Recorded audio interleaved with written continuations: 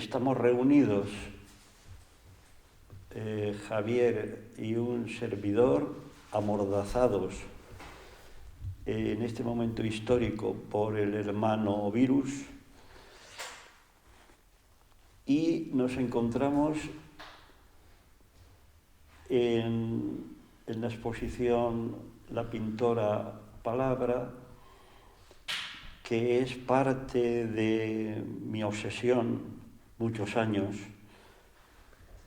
Continúa la obra estampada por Calcografía Nacional 2001, donde ya proclamé este concepto nuevo. No es la palabra pintada del arte tradicional, sino que es la pintora palabra.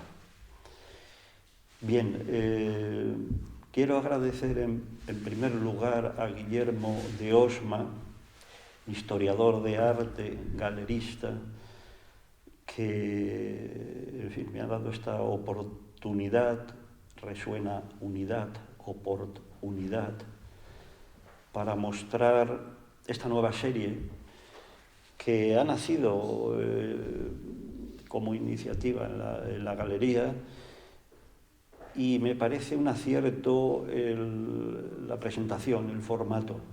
Aunque se puede ver que es mi labor el manuscrito, porque realmente yo soy escritor, poeta, raro, pero escribo, aunque soy ágrafo, y a partir de ese manuscrito, la idea de Guillermo de Osma ha sido el gran formato de los retratos. Aquí nos encontramos 16 lienzos de grandes maestros del arte, en un formato de 80 por 80, un cuadrado perfecto, y la verdad es que se ve, bueno, es el sentido y la filosofía de la forma, de los formatos, ¿no? Se ve de otra forma estas constelaciones, estas cristalizaciones, como nunca se habían visto antes. También he de agradecer, por supuesto, a Miriam, que su ayudanta tan atenta, tan profesional y tan amable para cualquier artista, y a quien ha realizado estos lienzos, 16 seres, pintores y pintoras, que es Santiago Torralba, quien dirige el taller Arte Tinta en Cuenca. Dirigiendo el proyecto ha estado Simón Perico, Simón, mi grabador, el magnífico grabador, que ha estado atento a todos los detalles para que la obra saliera, en fin, como ha salido, con una investigación de barnices, porque es muy problemática las masas negras. En fin, mi gratitud al equipo. Se está viendo ahora que es un equipo, es un proyecto de equipo, como deben ser los grandes proyectos.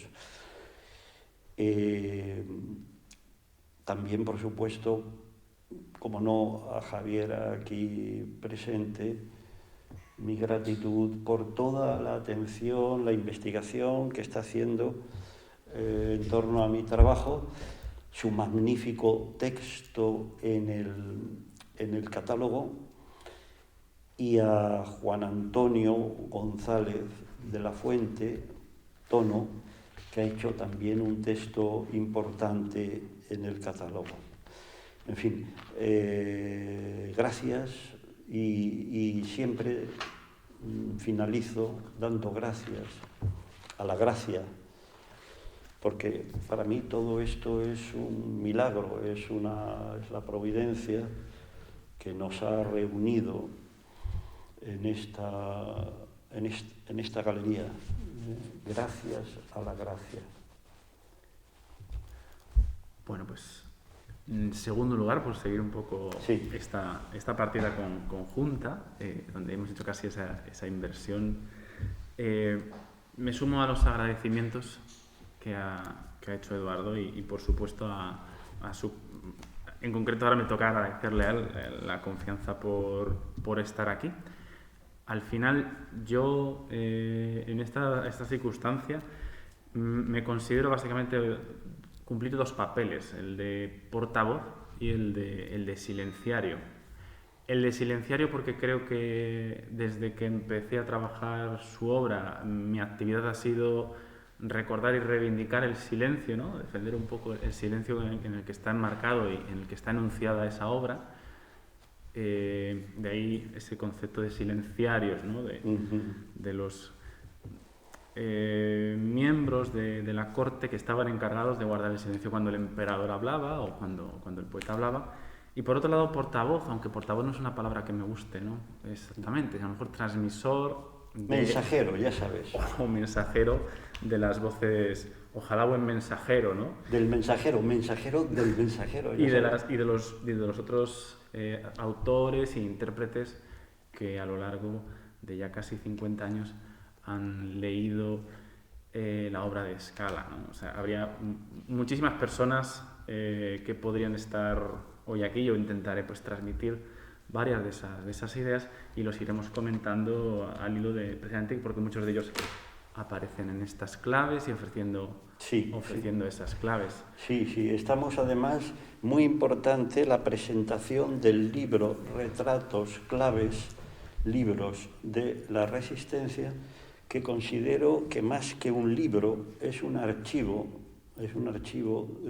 contiene 30 años de trabajo en torno al sistema retratos, porque yo al final me considero un inventor y es uno de mis inventos, el de retratos.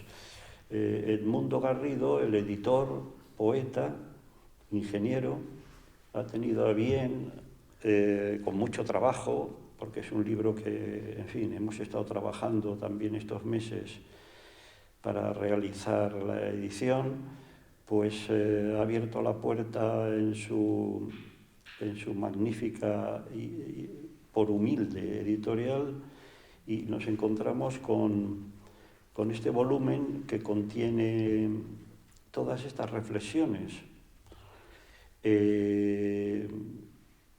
Voy a leer, es muy breve, voy a leer la introducción del libro. Resistencia, renacisteis. Bueno, este es un anagrama de resistencia, que al final digo que ha sido mi residencia, porque yo resido en la resistencia prácticamente toda la vida, ¿no? El juego anagramático siempre me ha interesado mucho. Por ejemplo, yo ahora vivo en Ávila, para mí es la vía, hablando en términos anagramáticos, que es una técnica de la cábala, la permutación, digamos, de las letras para dar sentido y revelar otra voz, ¿no? Teresa, por ejemplo, Teresa es arte, es otro anagrama magnífico. En fin, estos juegos de lenguaje para mí son trascendentes porque manifiestan la transfiguración de la voz, la transfiguración de la palabra, para ver la otra cara de donde está lo invisible, siempre lo más importante. Y entonces esto nos ofrece el mundo anagramático. Cuando ardí todos mis poemas en Madrid y 1971, en la belleza de las llamas vi el valor de mis escritos. Fue mi auto de fe. Había de consagrarme a la atenta escucha del silencio y del habla de la palabra a través de los tipos móviles, arquetipos, caracteres, de las puntuales líneas e intertextos. Solo el que a su propia voz renuncia, enuncia el término sin término. Poética, ética. Yo, otro, libre, esclavo, hágase el poema según la palabra. Desde entonces soy un escritor ágrafo, devoto, en voto de silencio. Cuando escribo, cribo sin pluma, aplomada. Las letras informan, forman, dibujan el retrato o mapa del ser, biogramas, gramas, ramas del alfabeto, abeto de la vida. En 1978 se me apareció el retrato o sello de Yull. Aseguré la logofanía con Alfonso X el Sabio. Cada nombre nombra y numera la presencia, esencia, la multiplica en sus prismas de diamante tallado. Radiación interior, filos, filológicos, transparentes entes, retratos que como los rostros de las personas son irrepetibles y genuinos. Imágenes, genes, nombres designados, signados. Palabra pintada, pintora palabra. Materia, alma. Matemática psíquica, geométrica, métrica, simétrica, conocida. Poesía experiencial. Proyecto de vida. Diagramar, gramar, amar, mar, amar, gramar, diagramar, la sagrada realidad. Un cántico nuevo. Cántico de la unidad. 1974-2020 después de Cristo. Y ahora y siempre, gracias a la gracia. Laus Deo. Yo he dado cambiando un poco mi rol, porque al final estoy aquí como Sí. trickster, ¿no? O como Bien. Joker.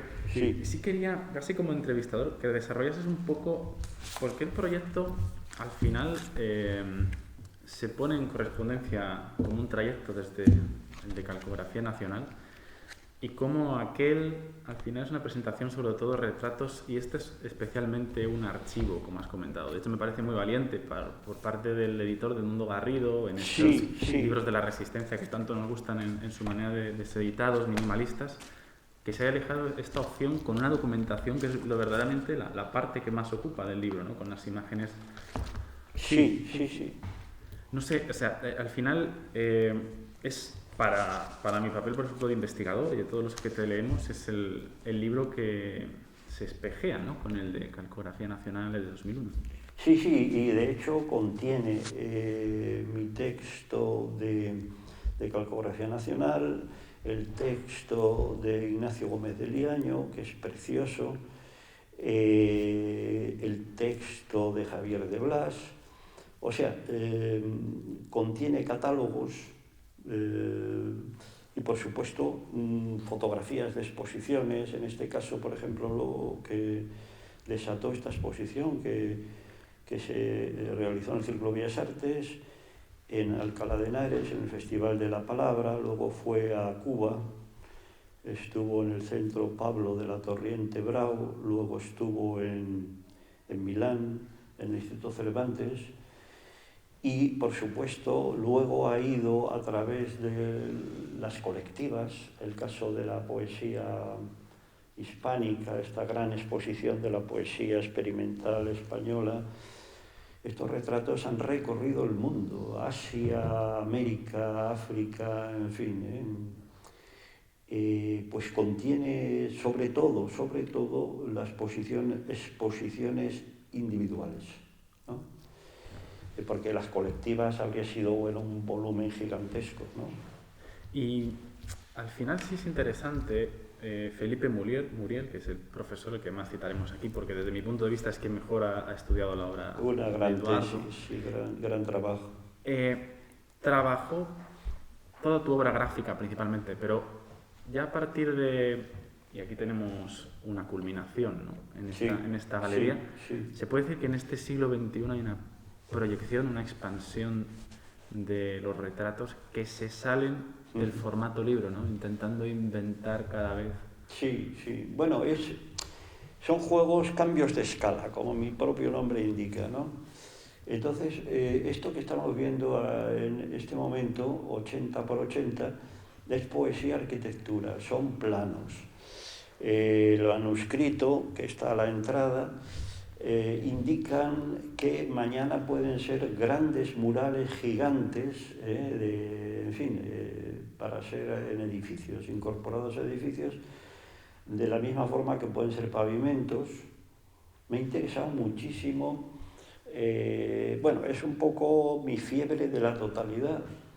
O sea, por un lado, la intimidad del libro, la privacidad de la página al lado del espacio público, ¿no?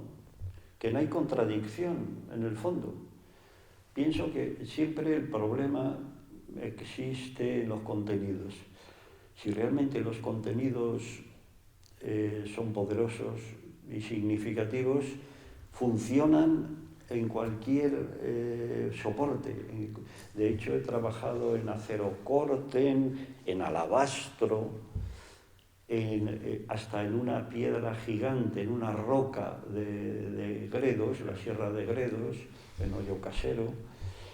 En fin, quiero decir que para mí los soportes son muy importantes, pero el contenido, el espíritu es lo más, ¿no? Y en este sentido desaté el proyecto Poesía Arquitectura, que da juego a todos estos planos, porque son cartografías. Habría que hablar de la cartografía del ser, ¿no? De los retratados. Yo creo que aquí se abren ya en la poética que has leído, desde mi punto de vista poética, y en esta respuesta muchas de las líneas que abren varios de estos profesores, ¿no? Adolfo Montejo, cuando habla de poemas atalaya, muy interesante, Sí, la idea de visión, pero también sí. la poesía arquitectura, que es uno de tus grandes ciclos. Sí. O Blas Benito, que habla de el espejo, sí. que además Sí. otra de las profesoras, Victoria Cerlot, que se siente reflejada, ¿no? Sí, el espejo. ¿Podrías a lo mejor comentar esa anécdota? Sí, el espejo es parte de la obra. Bueno, me ha interesado enormemente, tendría que hablar, aquí se me puede ver, el ajedrez es un espejo, como demostró Carroll con Alicia a través del espejo, la simetría, ¿no? Entonces el espejo, que bueno, es el juego del individuo dúo, del doble, pues el espejo da mucho juego. Y ha sido uno de mis grandes motivos, y de ahí los anagramas. Cuaderno de agua, por ejemplo, por cierto, es el primer poemario completo, anagramático y palindrómico, ¿no?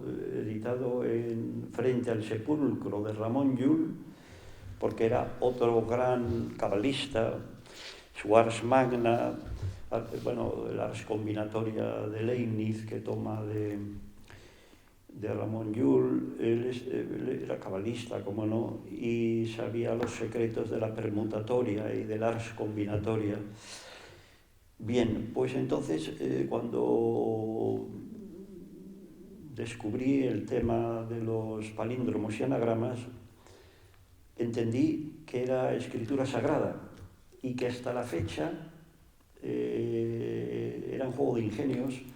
O sea, en el barroco sobre todo se ha hecho mucho juego, pero para terminar riendo, la gracieta, ¿no? El palíndromo, el anagrama, y de pronto yo entendí que eran voces sagradas. Por ejemplo, nos encontramos en castellano nada, Adán, ADN. Entonces, de esta palabra nada surge Adán y surge el ADN. Génesis, estamos hablando del Génesis en una palabra, es ya la síntesis de la síntesis. Claro, ahí ya inmediatamente compuse el informe de la forma.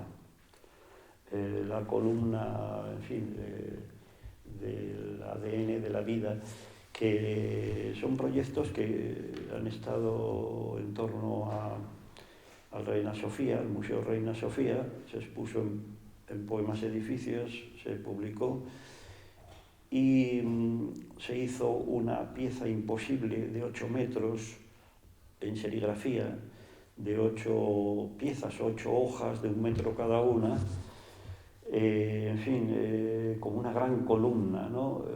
La columna de la nada, de Adán, ¿no? Bueno, entonces son juegos, pero son juegos teológicos, filosóficos, van a dar a la trascendencia, soportes de meditación. Llegué a hacer estas planchas, variaciones de la nada, en acero corten. En fin, se pueden ver, están en el Museo de Arte Contemporáneo de Madrid, en el Conde Duque. 4 planchas de acero corten, que es emocionante también cuando la escritura está vacía y dialoga con el acero. O sea, son planchas neumáticas, el aire, ¿no? Es emocionante porque a su vez realizan un juego de sombras y a su vez es una suerte de gnomones, ¿no? Como cuando... Y por otra parte, yo no quiero competir con escultores, por eso yo al final lo que alzo es un folio, es un plano, sea de alabastro, sea de acero, en fin, un poco como las planchas de Richard Serra, ¿no? Que organiza grandes planchas. Lo único que sucede es que mi folio de acero corten gigante va con escrituras sagradas. Sagradas porque al final, digamos, está escrito, ¿no? Según las escrituras. Yo estoy desaparecido, yo ahí no intervengo. Lo que encuentro, grandes voces, me he atrevido a llamarlas logofanías.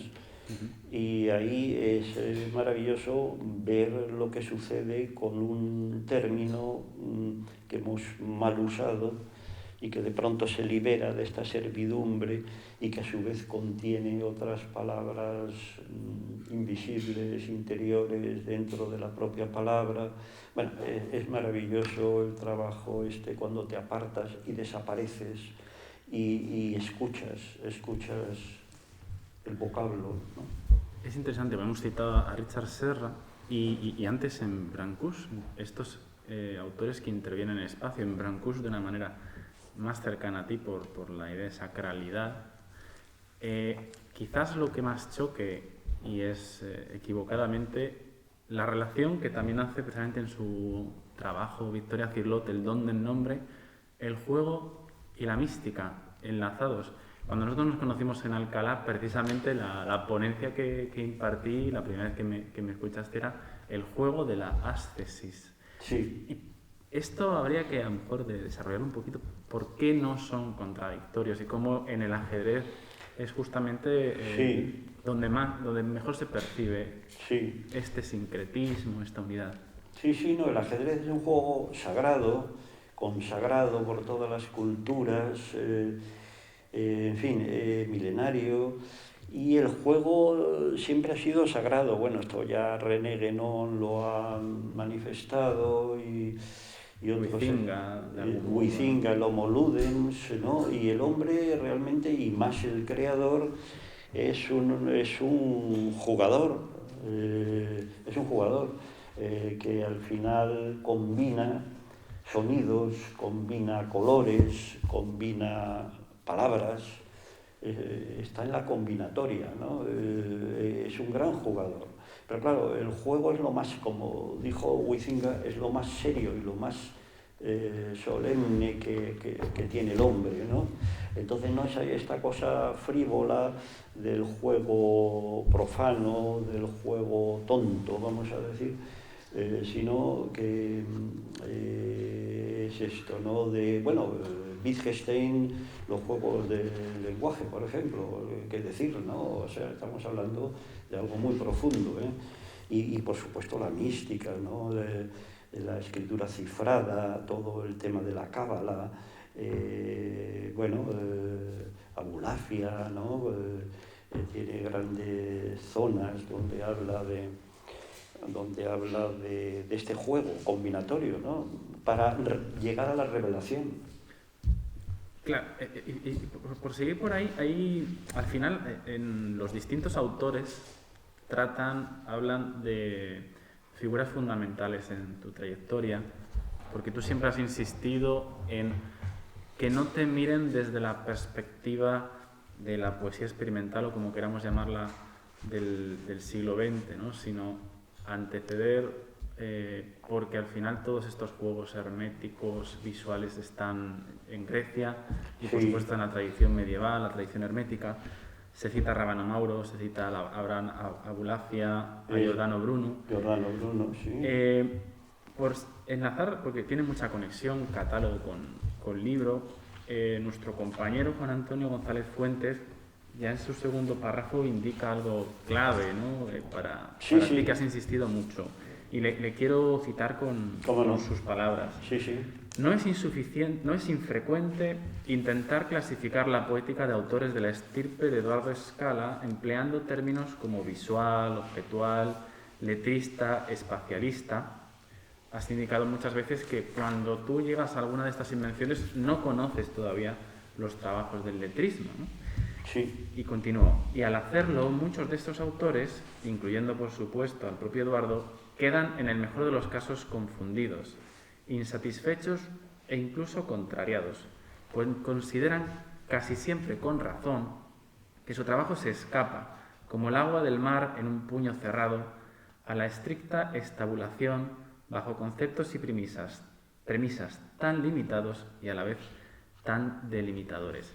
Y al final entonces está el concepto de poesía experiencial que has... Es bellísimo, sí, es bellísimo esta voz que también la hemos perdido, como casi todas las cosas grandes se pierden, principalmente en España, en nuestro país. La utiliza Cervantes y la utiliza Santa Teresa, experiencial, que es preciosa la voz, ¿no? Porque la raíz es el espíritu, ¿no? Y entonces no es el experimento, porque experimentar es muy distinto a la experiencia, y no digamos a la espiritual ya experiencia, ¿no? Bien, creo que habría que revisar los términos y está todo ahí muy confundido, ¿no? Yo entiendo que es difícil catalogar. Inmediatamente cuando ven los presuntos caligramas dicen, bueno, pues viene de Apollinaire y es visual, y bueno, pero eso es bastante superficial, ¿no? En mi caso, bueno, creo que me despedí de mis cosas, di todos mis escritos literarios, para retirarme, para ser un obrero de la constricción, hay que decirlo, llegar a la síntesis y a la escucha de la palabra, de la escritura, y que ofrece maravillas, ¿no? Milagros.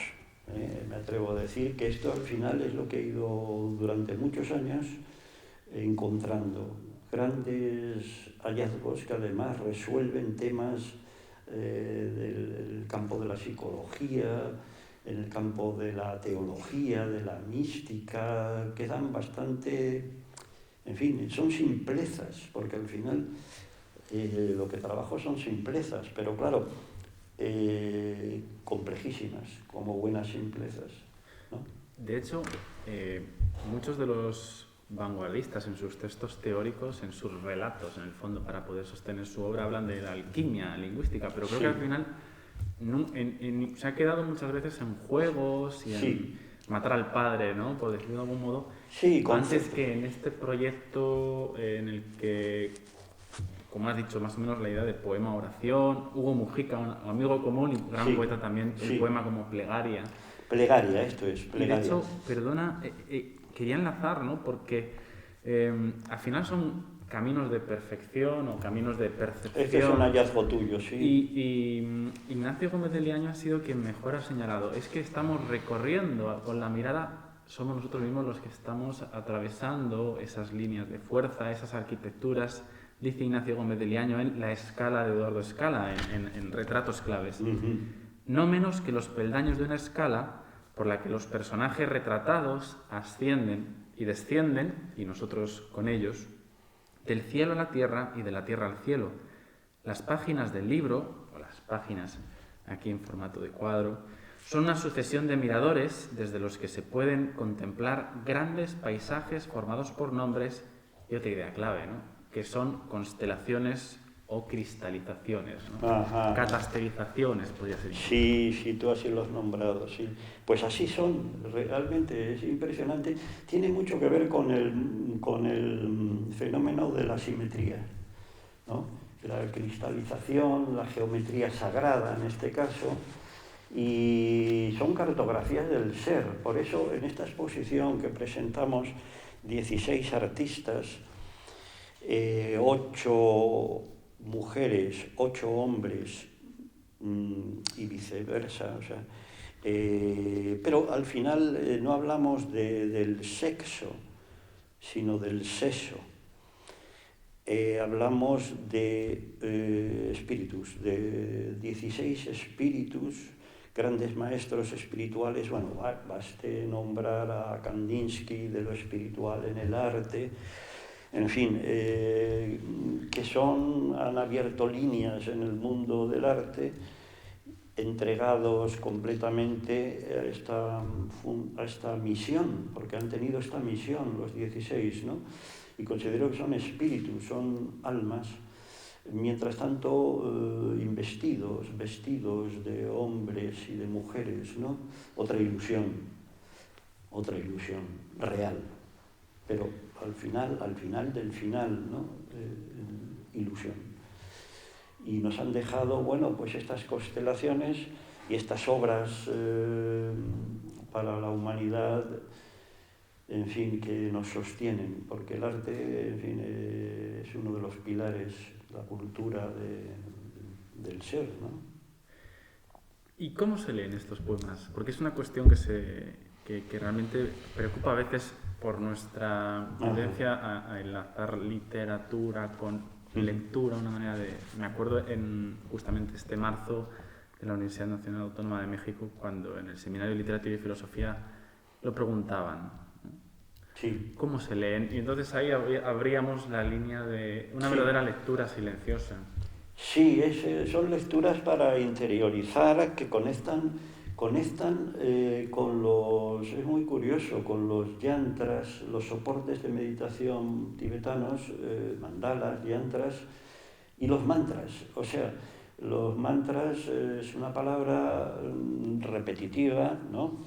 Pero claro, de pronto, en el caso sobre todo, no ya solo de los retratos, sino de los sacrogramas, estás viendo una figura geométrica sagrada y leyendo, porque la escritura es la que traza las líneas, la que forman, en fin, la figura ideal, platónica, en fin, al mismo tiempo. Entonces, esto yo considero que es una conquista, porque la línea es la escritura, ¿no? Y entonces ves y lees al mismo tiempo. O sea, es una doble meditación. Cuando estás atento, viendo, leyendo, o sea que el lector se convierte en veedor también al mismo tiempo. Es otra fusión, cántico de la unidad. Es otra idea alquímica a veces de los opuestos, el sol-luna, por ejemplo, Badán, etc., de conseguir la célebre conjunción, ¿no?, de los opuestos, pero en este caso creo que es una conquista para el mundo del arte y de la escritura y de la poesía, estar viendo y leyendo sin intervención del poeta, porque yo ahí no he intervenido, es únicamente un método que he inventado donde todo a plomada se organiza en la medida que escuchas el espíritu, por ejemplo, en este caso, del retratado. Y es maravilloso, ¿no? Esto yo no lo he hecho. El primer sorprendido soy yo, cuando veo la manifestación de la pieza, ¿no? Claro, esta línea se abre un poco a esa discutida idea de Don Nadie, ¿no? Con la que comenzamos en parte sí, tu trabajo catálogo. Que has publicado, sí. Y puede ser interesante ese borrado, ¿no? Sí, muy importante. Que la abres también un poco en esa poética. Sí, no, y además hago un auto de fe con mis cosas para convertirme en un don nadie de la nada, archiduque de la nada. Y hay que estar en la nada, el maestro Écar, San Juan de la Cruz, Ulises, el capitán Nemo. Hablamos siempre de los que están al tanto de la totalidad, están en la nada. Y además, la mística sufí muchas veces se basa en ese borrado del nombre. Sí, es otro de mis proyectos últimos, estoy en él, que es de un proyecto de desidentificación. Quiero decir que también es otra convención que me conozcáis por Eduardo Scala. Es una convención. Yo voy con esta etiqueta, carnet de identidad, pero ¿quién soy yo, finalmente? Y ahí se juega un poco con la paradoja de que Scala ya dicta muchas de las líneas. Sí, es un arquetipo que me salva, me interesa mucho, por eso no lo he borrado del todo, porque es la comunicación del plano suelo-cielo, ¿no? Es digamos, la comunicación suelo-cielo, ¿no? El puente vertical. De hecho, muchos de los autores en retratos claves están jugando constantemente con César Martínez Silva también, no todos los que podríamos citar, ¿no? Ya que hemos hablado de México, artista de las escalas de escala. Y precisamente por abrir otra línea que tampoco se puede llegar a olvidar de estos retratos, tanto los que aparecen en la galería como los que aparecen en el libro, y que también se discutió en este seminario dirigido por la profesora Tatiana Álvarez. Se discutió la idea ya tópico de Heidegger, la casa del ser, ¿no? Claro, ahí lo tienes. Puso de manifiesto. Quizás este sea el verdadero poema, o los verdaderos poemas donde se puede dar lugar. Sí. Bueno, hay algo maravilloso, eso es literal, porque de pronto, por ejemplo, en el retrato de Cervantes, que por cierto se puede ver porque el Centro Virtual Cervantes en el 2003 encargó la obra Retratos, se puede ver hasta 2020 entrando en el Centro Virtual Cervantes y se ve el retrato de Cervantes, pero finalmente se ve alzado la casa, hablábamos de la casa del ser, como una especie de escorial, porque es un cubo perfecto, gigante, donde puedes caminar, puedes volar, puedes transitar el nombre de Cervantes. Ahí la tipografía ha sido muy valorada por los tipógrafos alemanes, porque está compuesta con la tipografía futura de Paul Renner, nada menos, y se ve la belleza de la geometría del tipógrafo, ¿no? Entonces ya se libera de la servidumbre de la letra para ser leída, ¿no? Con la función de la letra. Ahí se libera y entonces la letra, cada letra, en este caso de Cervantes, se convierte en otro edificio, ¿no? Pero al mismo tiempo la casa del ser. Ves que de pronto no se volvió loco, en este caso Cervantes, con todos sus episodios y su vida, etcétera, porque tenía una solidez extrema. O sea, realmente era un escorial, vamos a decir, ¿no? Y eso es maravilloso, entender el sello, de ahí viene el arte sigilario, define la energía del individuo, ¿no? Que el sello alzado, en este caso, en 3D, se convierte literalmente en la casa del ser, ¿no? La palabra, ¿no? De hecho, poesía y arquitectura, que podríamos hablar por ahí, son plantas, hemos hablado de El Escorial de Cervantes, y aquí tenemos la pirámide de Frida Kahlo, ¿no? Por ejemplo. Custodiándonos.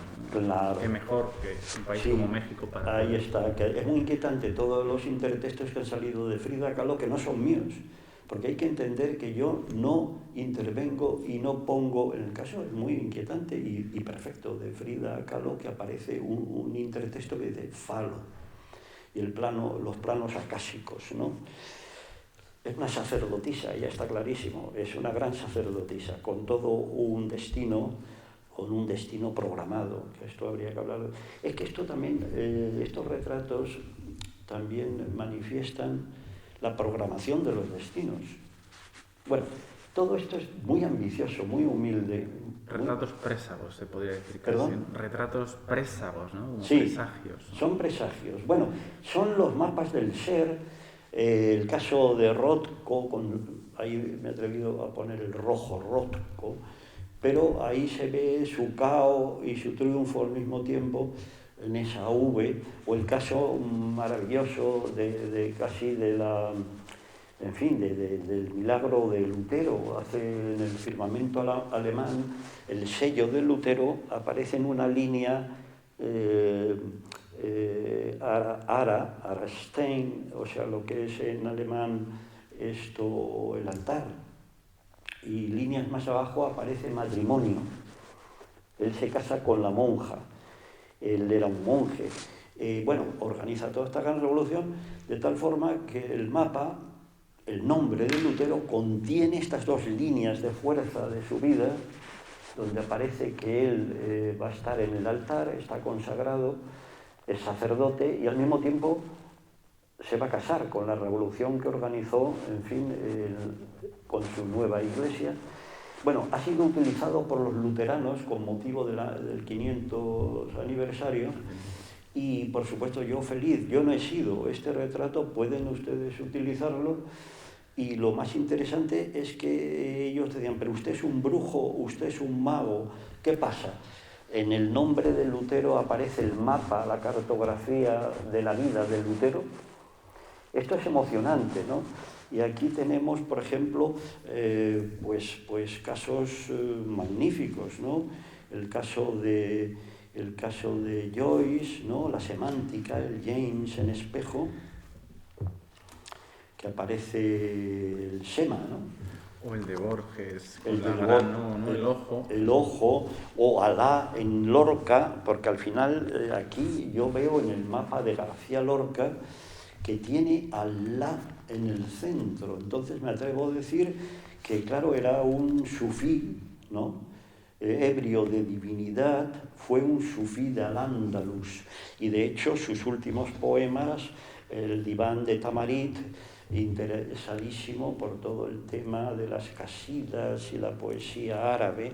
Él realmente es un sufí, de alguna forma, García Lorca, sí. Y estamos insistiendo en la idea de no intervención, de desidentificación, que ya se abre en tu primer libro, Geometría del Éxtasis.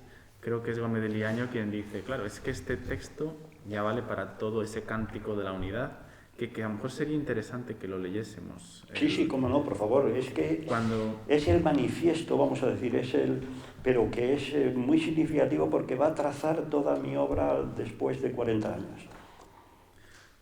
Sí, por favor, si lo puedes leer. Con permiso lo leo. Por favor. Los 40 poemas aquí contenidos, 40 poemas aquí contenidos, débense desencuadernar de tal forma que creen un solo mazo de naipes para empezar el juego, barajando la baraja, que no es baraja, levantar la costra del velo, ir penetrando. Esto no es un libro. Sí, no, es perfecto porque yo aparezco con un libro con un libro, bueno, hay que decir también el contexto. San Juan de los Reyes, el segundo claustro, el cronista oficial de Toledo, don Clemente Palencia, que presenta el libro. Y claro, aparezco yo con un libro muy bien encuadernado y ahí hay todo un rito, un ritual. Lo voy desencuadernando hoja a hoja. Pero claro, quiero que entiendan, es casi una lección de ilusión. O sea, yo aparezco con un libro muy bien encuadernado, con 40 poemas, y pregunto, ¿40 poemas aquí contenidos? Y entonces doy ya la orden. Débense desencuadernar de tal forma que creen un solo mazo de naipes para empezar el juego. Bueno, y entonces empiezo durante 3 minutos, arrancando página a página, barajando para empezar el juego. Quiero decir que ya no son 40, son miles de poemas a través de la propia distribución del mazo de naipes. Pero ahí no termino, porque digo, barajando la baraja, que no es baraja, o sea, ya tampoco es baraja. El libro no es libro, se convierte en una baraja, pero la baraja tampoco es baraja.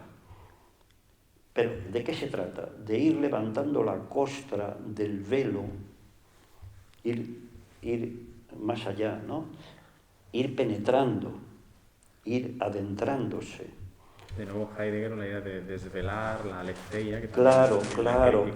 Esto no es un libro. Entonces hay una anécdota muy fuerte, que algunas personas creían que me había dado una suerte de brote de algo y salieron disparadas, porque claro, en las sillas del ayuntamiento, el cronista oficial de Toledo, bueno, me presentaron 2 alquimistas franceses, Raymond Edans y Suzanne Grange, grandes, bien iniciados, vivían en Toledo y fueron también. Claro, entonces a partir de ahí sucede algo, no es el Koan Zen. Sí. No, este señor, bueno, es poeta, pero no es poeta, pero aparece con un libro, pero dice que no es un libro, pero además está muy bien encuadernado, lo desencuaderna, lo convierte en una baraja, y una vez que es baraja dice que no es baraja, lo baraja previamente, tiene ya multitud de combinaciones, este poema no es como venía ordenado, y una vez que tiene la baraja dice que esto no es un libro y que hay que ir penetrando. Bueno, o sea, podría ser la obra más corta de la historia, ¿no? Porque el día que se presenta, ella misma se desvanece, ¿no?, ante los ojos de él. Bueno, o se multiplica, se desvanece y se multiplica, porque ten en cuenta que cuando el libro está ordenado, un poemario, pues tiene, digamos, la primera y última página por el autor, ha sido así concebido el poema. No, pero es que aquí, como todos son células, cada página es un poema en sí mismo, que de hecho, por cierto, la Galería Stampa hizo un monumento de un poema, todo en un lingote ahí de aluminio macizo, ¿no? Quiero decir, entendió muy bien que cada página es un poema. Entonces, claro, recombinando los poemas, recombinando las hojas del poema, se convierte en una lectura gigantesca. Porque al final es un itinerario, y eso también hay que mencionarlo. En cada retrato está esa unidad y esa totalidad. Y hay lo has citado, Cántico de la Unidad, que tiene 46 años, que tendrá 47, que tendrá 48, que comienza en Geometría del Éxtasis. Sí. César Nicolás, al que también tenemos que citar. Cómo no, muy querido y un lúcido maestro, ¿no? Nos indicaba en un intercambio que tuvimos, estamos ante una serie ad infinitum, en fase expansiva, de intertextualidades. Ajá. Textos que producen textos incesantemente. Y esto es al final lo que va a decir más o menos Roland Barthes cuando se hace postestructuralista, se hace, en cierto modo, ¿no? Se separa de esa línea y estamos en esta idea, ¿no?, del texto infinito. Sí, el infinito siempre presidiendo, como el ajedrez del 8, siempre presidiendo la intención y el sentido de la obra, ¿no? La infinitud de sin fin, poemas sin fin, ¿no? De ahí 32 poemas de amor sin fin, otro libro raro, vamos a decir. Muy bien, pues en esa misión de transmisión que tengo creo, encomendada, ¿no? En esta mesa, quería citar a Raúl Díaz Rosales en ese profesor, sí, en ese artículo que salió en Milán y se hizo la palabra sobre las creaciones neológicas literarias en español, que uno de los apartados, uno de los epígrafes está dedicado a tu obra, y ahí precisamente habla de, aunque hemos estado indicando la no intervención, habla de potenciar el lenguaje que conecta con la idea de lenguaje total. Sí, sí. Bien, creo que es una de mis líneas principales cuando después de arder la literatura, mis presuntos poemas, que por cierto se publicaban en Poesía Hispánica de José García Nieto y en Poesía de Venezuela, que no tiene nada que ver a la Venezuela de ahora, ¿no? Estamos hablando de los años 70, 71. Entré en el proyecto de Soluna, solo una cosa. Publiqué este libro en Toledo en el año 77 y ahí inicio la idea alquímica de la fusión de los opuestos, ¿no? De la conjunción célebre, ¿no? Alquímica, ¿no? Y sí, aparecen en ese momento 50 voces. El libro está prologado por Antonio Enrique de Granada, que es un autor maravilloso, visionario, el primero que descifra la Alhambra hermética, y hace la introducción. Y bien, estos 50 voces dobles, que no son dobles, son una, pues manifiestan, a un golpe de voz la realidad, ¿no? Adán, ciencia, arte, en fin, todas estas cosas que nos han enloquecido, ¿no? Cuando nos hacían decidir por la ciencia o el arte, por ejemplo. Y sí, y sigo investigando hasta que encuentro todavía más fuerte, a través de un proyecto especular del espejo siempre, el Visualabrev, que si se lee de izquierda a derecha, derecha a izquierda, es visual verbal. Es otro intento de manifestar en una sola voz los contrarios, ¿no? Y a todo esto, pues, este libro, que va a 32 neologismos, es un intento, un proyecto de idioma adámico, me atrevería a decir, del Cántico de la Unidad, donde todavía no existe el pensamiento binario, ¿no? Esto es algo que preocupa mucho a los budistas tibetanos, ¿no? El tema de la no dualidad, ¿no? Yo casi también, además, haciendo un parangón y si Wittgenstein intentaba hacer un tratado lógico-filosófico, yo aquí veo casi un tratado lógico-alquímico, si se puede decir, ¿no? De reunir el mundo, ¿no? Acoger el mundo en unas pocas voces. Sí. Además es que está cielo leus, cielo suelo, hablar, callar. Sí. Y luego cuando lo pronuncias, pues la verdad da otro, suena bien y estás nombrando, es una suerte de idioma o lenguaje de la totalidad, microrcam, hablar yak y eleim, ¿no? Andararab, lotodol. Lotodol, por ejemplo, es lodo, ¿no? Entonces, cuando fusionas el loto y el lodo, que es parte de la misma sustancia, ¿no? Dices lotodol, ¿no? Y estás nombrando un milagro y un concepto y una imagen, ocultar al haber, ¿no? Sí, Ocultar, revelar, que es una de las claves del hermetismo en cualquiera de sus épocas. Sí. Bueno, quiero decir que estuve investigando para llegar a estos 32 voces. Siempre hablamos de múltiplos del 8. ¿Por qué 32? Porque en la Cábala están los 32 caminos de la sabiduría, del alefato. ¿En qué consisten estos caminos? 22 letras y 10 números.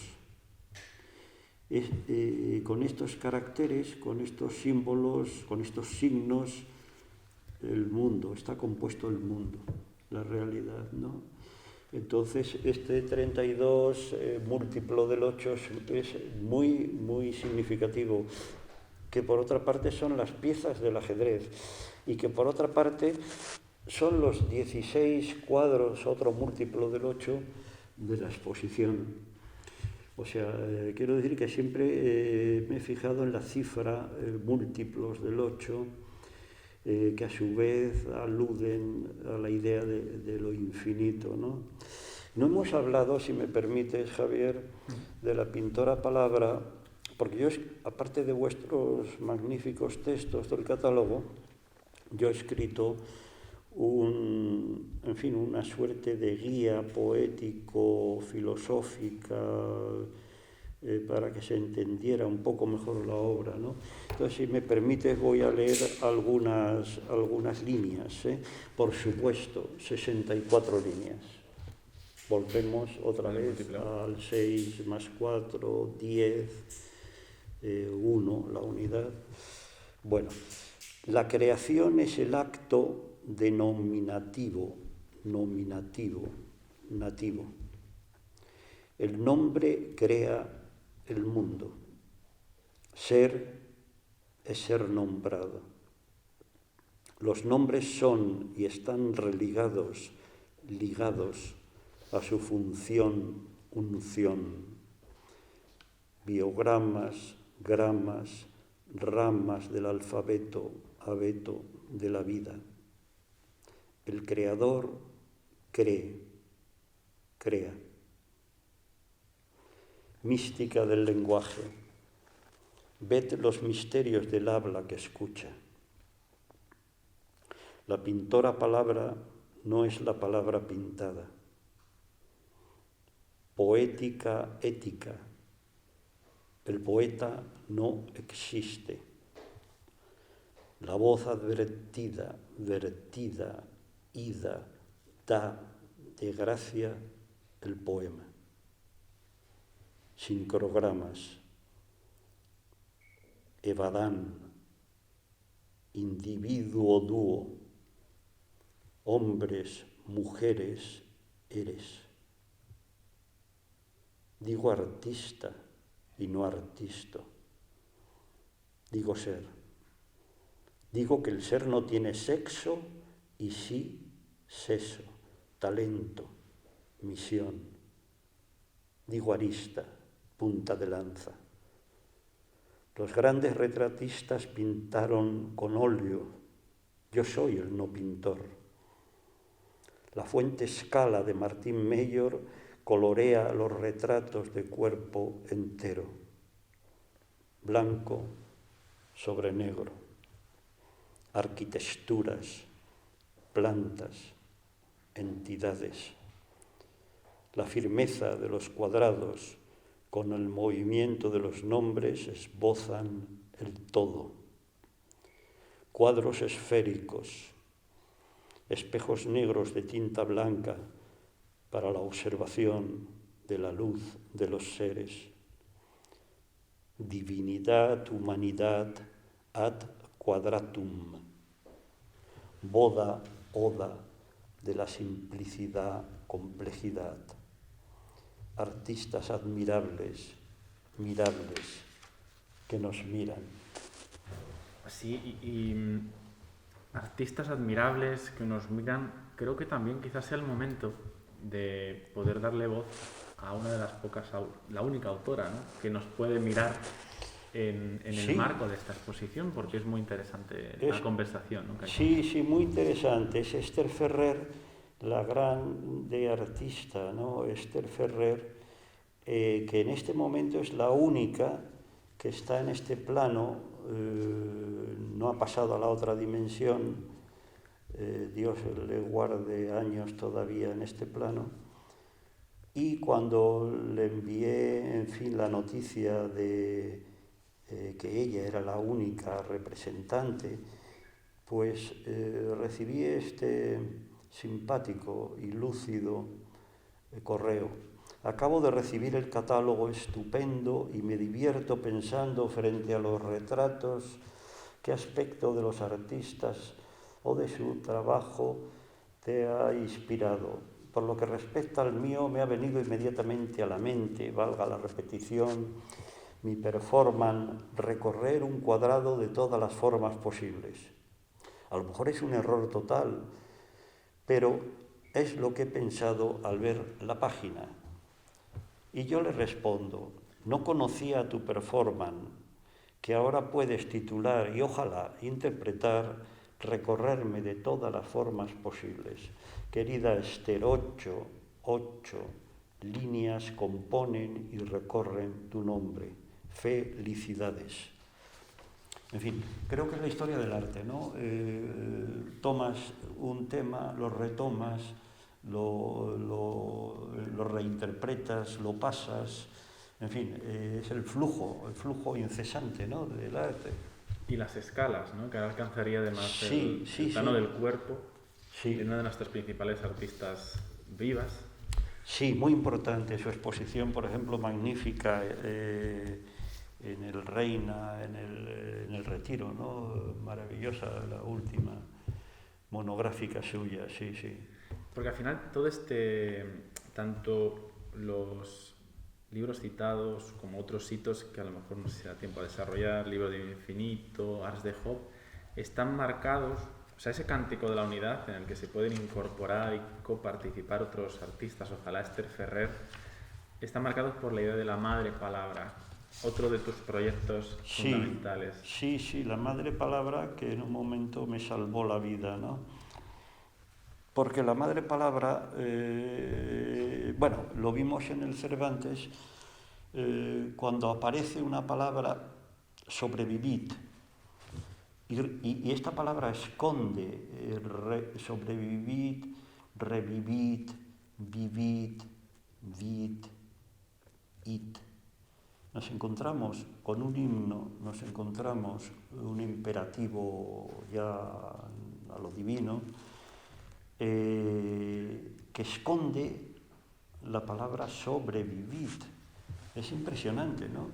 Entonces es un sistema parecido a las matrioscas, a las muñecas rusas, que una palabra contiene otra y otra contiene otra.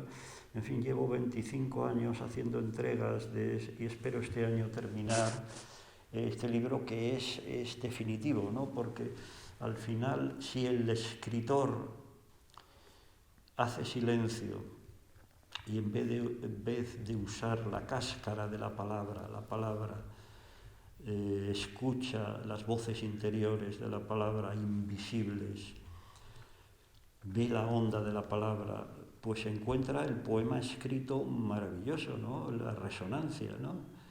Y eso es otra logofanía, me atrevería a decir, ¿no? Abandonado, donado, nado. En un momento de mi vida muy crucial me encontré abandonado. Inmediatamente la madre palabra de donado, nado. Estaba en una donación. O sea, cuando penetras al núcleo del núcleo, que decía Ibn al-Arabi, ¿no? Cuando vas al núcleo de las cosas, no estaba abandonado, estaba donado. Es casi la idea de la Max Sabactani, ¿no? La clave fundacional también de otro de los grandes textos, mitos de nuestra era, en el fondo, ¿no? Creo que es muy interesante, por ir cerrando algunas de esas líneas, con lo que hemos dicho de la madre palabra y también los flujos. Dice Gómez de Liaño en una de las presentaciones en Ávila que eres el Quijote de la poesía experimental, de alguna manera, precisamente en la presentación de Quijote, si no recuerdo mal. Ese es otro, sí, es otro proyecto, sí. Y creo que para la crítica también sería interesante revisar tus textos, porque si eres el Quijote de la poesía experimental, se puede decir que eres el Dante de la poética del silencio. Al final es el verdadero continuador y el que ha llegado a resultados verdaderamente mínimos. Y con como os he dicho al principio de la presentación, ¿no? Lo silenciario que es realmente, pues puede estar recogido en el valor de la tipografía. Sí, cómo no, todo significa, y todo es silencio y todo es sonido, ¿no? Ya Cage, ya sabes, obsesionado por el silencio, escribió un libro precioso que demostró que no existía, ¿no? Entonces todo suena. Ahora hay que estar a la altura del silencio, que es otro de los proverbios atribuido a Pitágoras, ¿no? Y eso me parece maravilloso. Todo lo que sea ruido fuera, estar a la altura del silencio, todo lo que se escriba, lo que se diga, lo que suene, ¿no? En el caso de la música. Y en el caso, ¿por qué no decirlo?, de la poesía. Claro, eso es un desafío gigantesco, ¿no? Decir algo, bueno, Juan Ramón... Sobre todo en nuestros tiempos de poesía pop se ha potenciado esta máxima y esta necesidad. Juan Ramón, ¿no? Inteligencia, dame el nombre exacto de las cosas, ¿no? Impresionante el desafío, ¿no? Y como al final estamos hablando de retratos, y ha salido la figura de Cristo, también tienes creo que podría ser una de las maneras de acabar, de cerrar el Ars de Job sin necesidad de desarrollar ideas, simplemente leyendo uno de esos poemas clave, que también al final es circular y que recoge un retrato de nosotros y de la totalidad, esa unidad. Creo que encierra, no sé si querrías leer o... No, tú mismo, si lo tienes ahí, por favor. Pues sería: soy, yo, tú, hay, tú, yo, soy. Sí, muy bien, muy bien. Pues sí, ese es otro proyecto, porque por un lado dice la academia que el monosílabo no existe y que es arte menor. Y leyendo a César Vallejo, que hizo un poema bellísimo monosilábico, pues de pronto vi la estructura del poema chino, porque finalmente son como estos poemas chinos monosilábicos, ¿no? Los ideogramas. Y bueno, estuve 3 años investigando hasta que compuse el Ars de Job. No hay que olvidar el Ars Magna de Ramón Llull, de ahí el nombre latino Ars de Job, que es el Job, el libro de Job, pero del Nuevo Testamento. O sea, ya es el Job que ya desde la segunda página celebra todo lo que sucede y canta con una alegría enorme de alabanza, ¿no? Bueno, es un libro que sí, muy interesante. Entiendo porque no hay monosílabos en el castellano, en el español, y ahí estuve en el desierto monosilábico varios años, ¿no? Y lleva 3 ediciones este libro. En cierto modo somos un poco Job, ¿no? En nuestro tiempo, ¿no? Por estas circunstancias. ¿Perdón? Somos un poco Job. Somos Job. O que podría ser una lectura, ¿verdad? Bueno, yo en este caso estamos amordazados. No perdamos el amordazamiento. Pues muchas gracias, Eduardo. Y gracias también a los técnicos, que sin ellos sería imposible. Gracias.